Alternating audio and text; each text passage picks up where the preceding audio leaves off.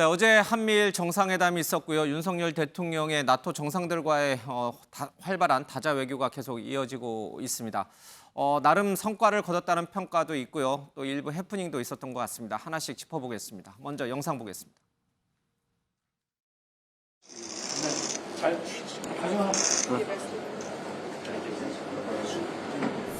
오케이. 북한의 핵미사일 위협이 고도화되고 국제정세 불안정성이 커진 상황에서 한미일의 협력 중요성은 더욱 커졌습니다. 오늘 회의를 계기로 한미일 협력이 세계 평화와 안정을 위한 중요한 중심축으로 자리매김할 수 있기를 기대합니다. Our trilateral cooperation, in my view, is essential to achieving our shared objective, including a complete denuclearization of the Korean Peninsula. 日米同盟の抑止力、対処力強化のためにも、我が国自身の防衛力を抜本的に強化していきたいと思っています。 윤기철 변호사님, 사실 이제 나토 정상회의에 참석하는 것도 큰 방문의 목적이었습니다만은 이 한미일 3자 정상회담에 사실은 우리는 더 많은 관심이 있었거든요. 윤석열 대통령이 이제 북한 문제 해법을 어떻게 찾아낼 것인가 이제 그런 것들도 관심이었는데 어제 이 한미일 3자 정상회담에서 바이든 대통령이 이제 가운데 위치했고 이제 양 옆으로 한일 정상들이 있었는데 이걸 놓고서는 바이든 대통령이 지금 껄끄러운 한일 관계를 중재하려고 한 것 아니냐 이런 이제 해석도 좀 있는 것 같습니다. 그 해석이 맞는 것인지는 잘 모르겠습니다만은 조금 달라질 수 있을까요? 이제 한일 관계도 그렇고요. 또 중국이라든지 북한을 상대로 한 이 한미일 간의 연합 공동체가 좀 더 공고화될 수 있을까요? 그러니까 이전에는 어쨌든 미국과 한국은 동맹 관계고요. 예. 한국과 일본은 동맹 관계가 아니죠. 그러니까 저 예. 자리가 어떻게 보면 그런 상징적인 의미로 보이긴 해요. 좀 더 가까운 사람이 좀 더 가깝게 앉았다. 그러니까 미국을 연결고리로 해서 사실은 이제 한미일 공조가 시작이 되는 거라서. 예. 또한 이제 중국 문제도 있지만 사실은 북한을 대하는 태도가 이전 문재인 정부와 윤석열 정부 좀 다릅니다. 예. 이전 문재인 정부 입장에서는 인도적 지원을 강화했고 약간 그 미일의 반대에도 불구하고 또 다른 정책을 추진했던 적이 있어요. 예. 그러니까 한미일 사이에 약간의 공조가 성립되기 어려운 그런데 대북관이 작용했단 말이죠. 근데 지금은 이제 그런 입장에서 탈피해서 다른 입장이기 때문에 예. 한미일 간의 대북을 북한을 대하는 태도가 일단은 같아요. 따라서 공조의 정치 환경이 만들어졌다는 것이고요. 예.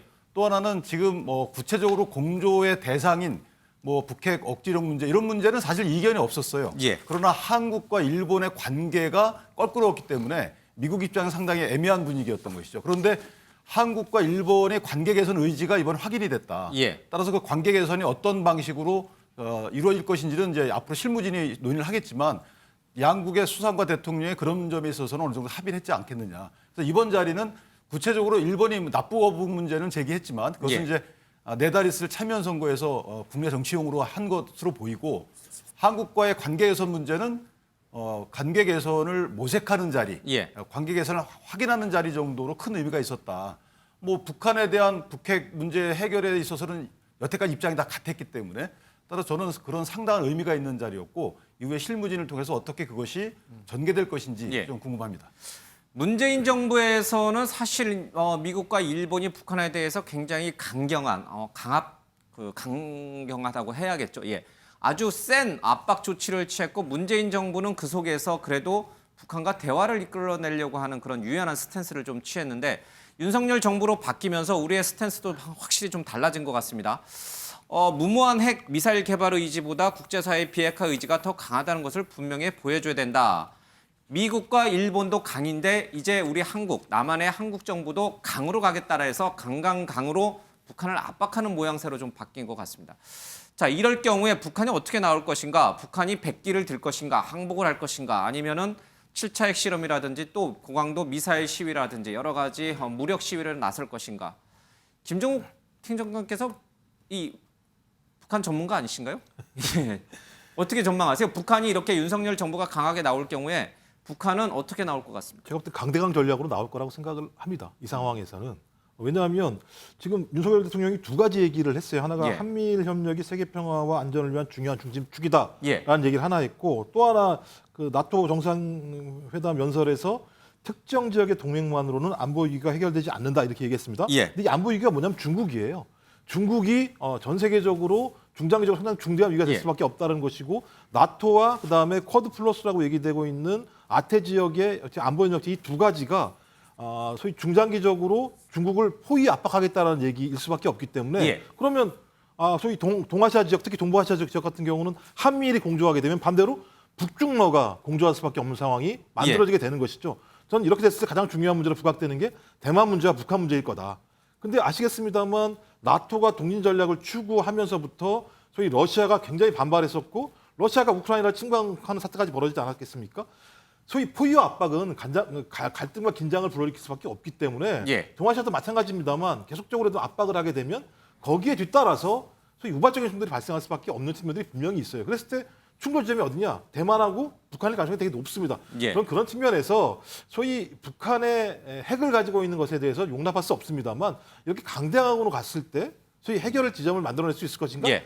지금까지 완충 지역은 솔직히 중국이 많이 했었어요. 북핵 문제 관련해서. 근데 중국도 만약에 돌아섰을 때 완충 지역이 없었을 때 우리는 이 문제 관련해서 한국이 어떤 측면에서 예. 뚫어낼 수 있을까? 이 부분은 제가 볼 때 상당히 좀 앞으로 윤석열 정부의 과제라는 생각이 듭니다. 예.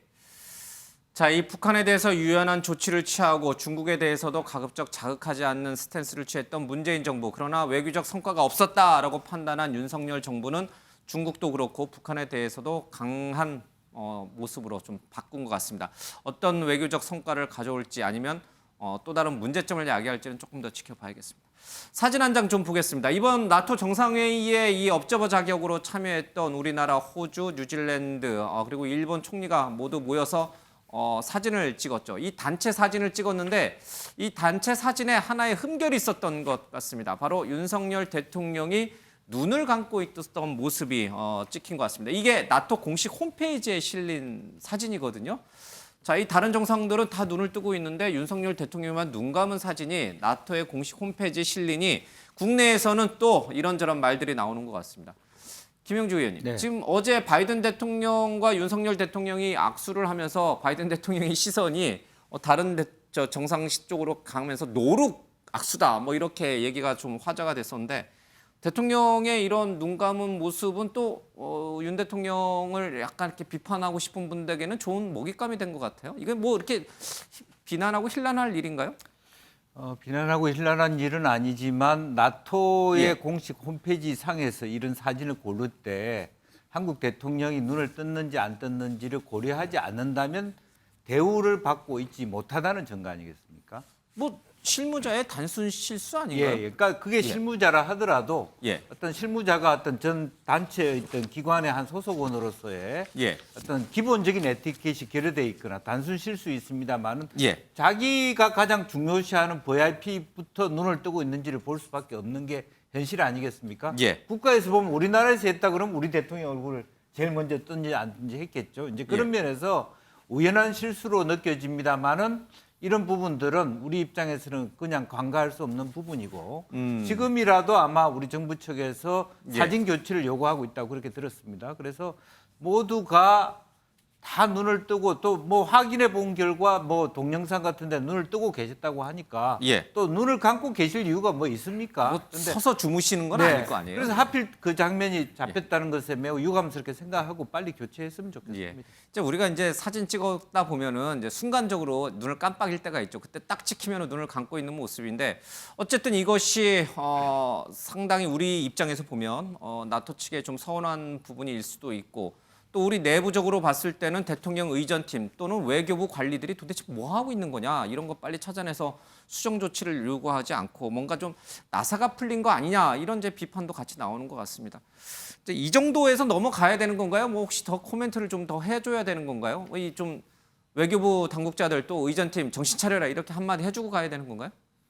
나토 홈페이지 뭐 사실 많이 보지는 않지 않습니까? 뭐 그래서 큰 충격파는 없겠습니다만은 예. 그러나 다른 정상들은 모두 눈을 뜨고 있는데 우리 정상만 지금 눈 감은 모습이 클로즈업 됐다는 부분에 대해서는 조금 우리가 붕괴하지 않을 수가 없는 것이죠. 예. 그렇기 때문에 지금이라도 공식적으로 요청해서 바꿔야 하고 사실 나토 측에서는 뭐 저희가 나토 가입 국가가 아니기 때문에 예. 아무래도 소홀할 수밖에 없는 그런 실정일 터이고 그렇지만 저희 공식 초청으로 간 행사에서 예. 저렇게 우리 사진이 저렇게 나왔다는 것은 우리 국격을 굉장히 침해하는 것이기 때문에 지금이라도 우리 외교부에서 항의를 해서 당장 바꾸도록 하는 건 조치가 필요할 것 같습니다. 예. 자, 윤석열 대통령의 나토 행보 모습 가운데 국내에서도 이 대통령 취임 50일을 넘긴 상황에서 브리핑이 좀 있었습니다. 이 최상목 경제수석의 얘기를 좀 하나 좀 짚고 가야 될 필요가 있을 것 같습니다. 자, 20년간 우리가 누렸던 중국을 통한 수출 호황의 시대는 끝냈다. 중국을 대체할 수 있는 다른 수출 기지를 우리가 확보해야 된다. 이런 얘기를 하고 있습니다. 쉽게 말하면 경제의 중국 의존도를 낮추고 좀 중국의 눈치를 보지 않는 그런 어떤 독자적인 외교 정책, 경제 정책을 끌고 가겠다라는 그런 의지가 읽히는 것 같습니다. 자, 이 대목을 하나 좀 짚고 지지율 얘기를 좀 가도록 하겠습니다.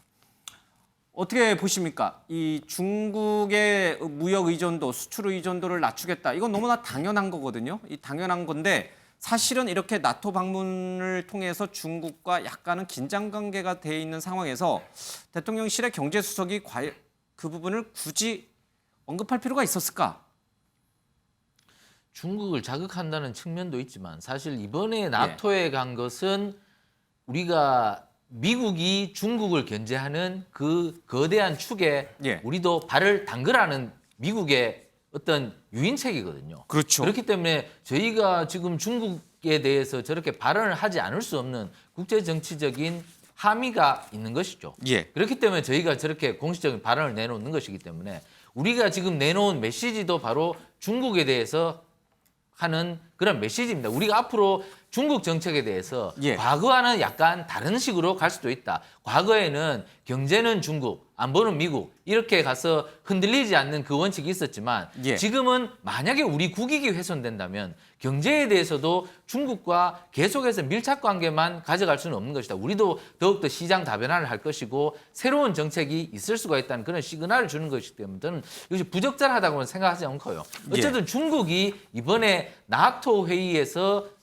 받아온 메시지에 대해서는 굉장히 신경을 써야 한다. 중국을 고립하려는 여러 서방 국가들의 움직임이 나타나고 있는 것이기 때문에 중국도 자국 이익을 지키기 위해서는 어떤 서방 국가들과의 관계를 그리고 새롭게 해야 되고 그리고 우리나라를 보는 시각도 과거와는 달리 해야지 자신들의 이익을 지킬 수 있는 것이지 과거와 같은 중국이 경제가 세니까 너희들 우리 경제에 대해서 우리한테 꼼짝 못할 거야. 이런 시각은 좀 달리할 필요가 있다. 중국이 이번 메시지를 아주 중요하게 얘기할 것이라고 저는 생각합니다. 예. 자, 이렇게 윤석열 대통령 취임 50일 만에 첫 다자 외교에 데뷔를 했습니다. 이에 대한 평가는 어떻게 나타날 것인가? 그리고 지지율에 어떻게 반영이 될 것인가? 이런 부분들이 굉장히 궁금합니다. 일단 내치 부분, 그러니까 경제라든지 아니면 인사와 관련된 부분은 지지율에 어느 정도 반영이 돼 있습니다. 외교적인 부분은 어떻게 반영이 될 것인가? 통상적으로 대통령이 외국을 순방하거나 아니면 외국 정상과 정상회담을 갖게 될 경우에는 지지율이 오르는 효과가 있었습니다. 잘한다 이런 평가가 좀 많이 나오죠. 이런 것들이 어디에 반영이 될지는 잘 모르겠습니다. 어쨌든 그 외교 부분만을 제외해 놓고 국내 상황만 놓고 볼 경우에 이 윤 대통령의 지지율은 계속해서 부정응답이 올라가고 있고 긍정응답이 내려오고 있습니다. 자, 이런 상황이 계속 이어지다 보니까 김종인 전 비대위원장은 지금 상황이 굉장히 심각하다라는 평가도 했고요. 국민의힘 내부에서도 이걸 그대로 지켜보기에는 그냥 일일비하지 않겠다 이 정도의 통상적 논평을 내놓기에는 좀 심각한 거 아니냐 이런 얘기도 당내에서 흘러나오고 있는 것 같습니다. 윤기찬 변호사님, 대통령의 이 해외 순방은 아마 나중에 지지율에 반영이 돼서 조금 플러스 효과를 좀 줄 수는 있겠습니다만은 그 부분을 일단 제외해 놓고 보면은 사실 국내 통치 부분만 놓고 보면은 부정적 응답이 많아졌습니다. 이 이유가 뭐라고 보세요? 그러니까 일단 지지율 자체의 그 폭이 긍정 지지율이 50%를 잠깐 상회했다가 떨어지고 바로 있어요. 떨어졌어요. 예, 지금 화면에 나옵니다. 정부 출범 50일인데 어쨌든 역대 정부에 대비해서 상당히 낮은 지지율은 맞아요. 그래서 이 부분은 이제 취임 초인데도 불구하고요. 보통 60, 70은 나와야 되잖아요. 정치 환경과 연관돼 있다고 보고 예. 이제 상당히 국민이 나눠져 있다는 거죠. 그 부분은 이제 어쩔 수 없는 것 같고 따라서 국민 통합을 위해서 행보를 계속해야 되는 하나의 이제 징표로 보이고 예. 어쨌든 대통령 당선 때 있었던 지지율이 48.5%인가 그렇습니다. 예. 그것보다 좀 떨어졌거든요. 저것은 조금 눈여겨봐야 된다는 생각이 있고 예. 물론 가장 지지율 하락의 중요한 원인은 이제 경제적 요인이 크죠. 사실은 이제 물가가 제일 커 보이고 예. 주가도 하락되는 상황이고 금리가 높아지고 있고 뭐 상당히 모든 경제적 지표가 다 안 좋아요. 이런 예. 상황에서 지지율이 높을 수는 없는 것이죠. 그러면 어떤 경제 정책에 따른 구체적인 대안들이 나와줘야 되는데 아직 그것이 안 나오고 있다는 것이 좀 문제로 보이고 예. 또 하나 이제 여당 내부의 또 시끄러운 부분도 이 지지율에 좋은 영향을 끼칠 리가 없는 것이고요. 또 인사 문제도 지금 계류 중인 인사가 있단 말이죠. 예. 김승희 보건복지부 장관 등의 경우에 매일 하나씩 안 좋은 부분들이 뉴스화되고 있어요. 이런 부분들은 사실 대통령 지지율에 나쁜 영향을 미치는 거죠. 그래서 그 부분도 얼른 결정을 해야 된다. 그래서 지지율을 높이기 위한 정책을 피면 안 되지만 예. 어쨌든 당선 때 지지율보다 낮아졌다는 부분은 조금 무겁게 받아들여야 된다. 심각하게 받아들여야 된다. 예. 잠시만요. 다시 한번 좀 세부적으로 어떤 부분이 대통령 지지율에 부정적 영향을 미치는지 그 요소가 무엇인지를 좀 세부적으로 좀 살펴보겠습니다. 가장 많은 부정적 응답은요, 바로 독단적이다, 일방적이다라는 부분이 좀 차지하고 있습니다. 그리고 적합하지 않은 인물을 기용한다, 인사 문제겠죠.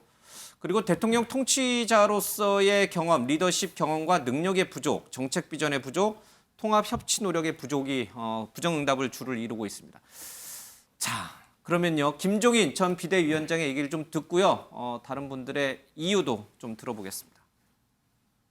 윤석열 정부의 국정 운영과 관련해서는 어떻게 평가하시는지도 상황을 보면은 예. 윤석열 정부가 굉장히 긴장을 하지 않으면 안 되는 상황이 아닌가 이런 생각을 해요. 긴장해야 된다. 네, 어저께 어느 여론조사기관의 발표를 보고 보면 지금 지지도가 45%밖에 되질 않고 네.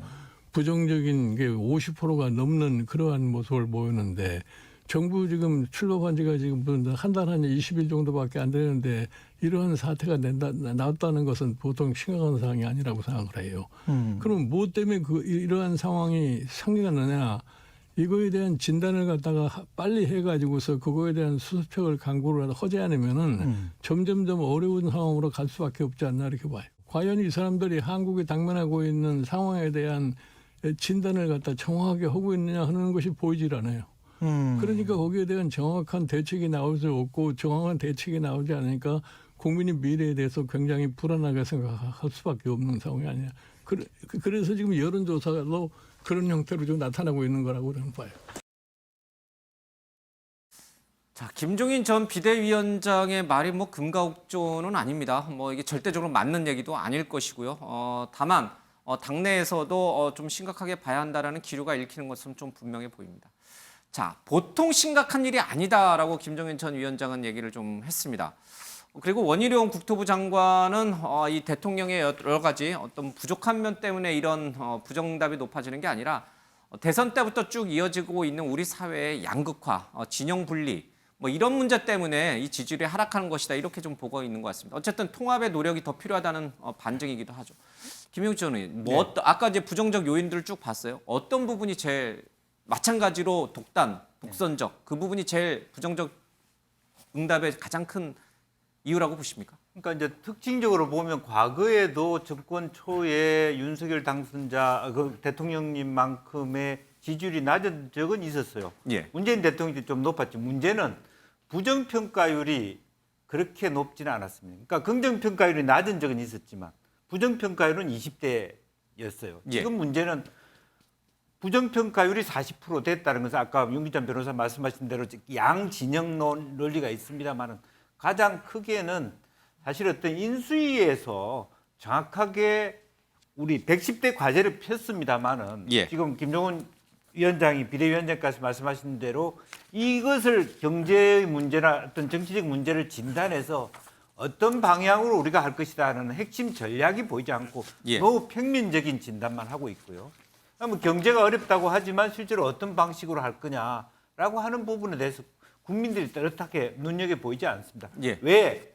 실제로 경제를 논의하고 있음에도 불구하고 행안부 장관과 법무부 장관이 제일 앞에 두드러지게 보인다는 예, 거예요. 예. 국민들 입장에서는 특히 경찰국 이게 지금 그게 굉장히 중요한 이슈인가? 그다음에 국민의힘 당내에서의 여러 가지 문제가 대통령실하고 연결도 안 돼 있고 자기네들끼리 벌써 힘겨루기 싸우게 하고 있다. 예. 또 나토를 가는 방식도 얼마나 외교적으로 큰 도움이 될지 모르지만 사실은 국가 경제도 어려운데 예. 서방에 있는 서쪽에 있는 북대서양 지역의 군사 동맹 회의체까지 가야 되느냐 이런 부분들도 예. 충분히 설명되지 못하면 국민들로부터는 별로다 저거 왜 지금 우리 국민 급한데 나토 회의를 가냐 이렇게 볼 수 있기 때문에 뭔가 정확한 전략과 또 대통령이 가시는 일에 대해서 조금 더 짜임새 있는 국민에 대한 어떤 소개와 홍보가 예. 필요할 것 같습니다. 자, 이제 부정응답 중에 가장 많이 차지하는 게 독단, 독선 그 부분이었지만 사실 또 긍정응답에서 가장 많이 차지하고 있는 건 결단력이에요. 그러니까 이제 동전의 양면과 같은 것이요. 한쪽 진영에는 굉장히 부정적인 요소로 비치지만 다른 반대쪽에서는 굉장히 긍정적 요소로 작용하고 있는 것 같습니다. 결단력이 있다는 것은 꼭 독단과 독선, 뭐 동전의 양면과 같은 것이겠죠. 자, 이런 상황 속에서 안철수 의원 그리고 원희룡 국토부 장관은 앞서 계속 얘기했습니다마는 어떤 대통령의 통치 스타일 내지는 리더십보다는 이제 진영 논리 때문에 이런 결과가 가져온다라고 이제 분석을 합니다. 그 분석은 적합한 건가요? 네, 맞습니다. 워낙 박빙으로 대선 승부가 이루어졌을 때 보면 사실 뭐 거의 뭐 이재명 당시 후보도 굉장히 많은 표를 얻었지 않습니까? 그만큼 우리 사회가 굉장히 문재인 정부가 그 상당히 실책을 많이 했음에도 불구하고 민주당이 많은 득표를 했는 걸 보면 이게 우리 사회가 아직도 굉장히 분열이 돼 있다. 그만큼 이 편가르기를 통해서 이 문재인 정부가 했던 이 방식이 아직도 계속 잔존하고 있기 때문에 이 부분에 대해서 윤석열 정부는 굉장히 조심성 있게 김종인 위원장 얘기처럼 이렇게 가야 하는데 지금 가장 화두는 사실 서민들이 얼마나 편안하게 살 수 있느냐였습니까? 지금 기름값이 뭐 2,000원이 넘어서고 점심값이 뭐 10,000원 이상을 줘야 한다는데 이러한 부분들의 욕구가 있거든요. 언제까지 풀어줄 건가? 빨리 어떤 우리의 희망들을 심어줄 것인가? 이러한 것들이 있어야 되는데 지금 윤석열 정부는 지금 보이는 것은 아까 김명조 의원님 말씀하셨다시피 검찰 인사, 경찰 인사, 국기문란 뭐 이런 쪽이 문재인 정부가 했던 실책과 똑같이 반복이 되고 있거든요. 그렇기 때문에 국민 앞으로 좀 더 국민 눈높이에서 내려서는 그러한 정책을 발굴해서 국민들에게 소상하게 설명하는 노력이 필요한데 지금 윤석열 정부는 과거에 정권 초반에 했던 적폐청산 이런 힘자랑하는 이러한 모습들이 너무나 보인다. 지금 국민 눈높이에서 한 발짝 무대에서 내려와야 된다. 저는 이런 충고를 해드리고 싶습니다. 그러니까요. 이제 민생과 경제로 조금 화두를 과감하게 좀 옮겨서 강하게 밀어붙이는 모습을 보여야 지지율이 반등할 수 있다. 이런 맥락으로도 좀 읽히는 것 같습니다.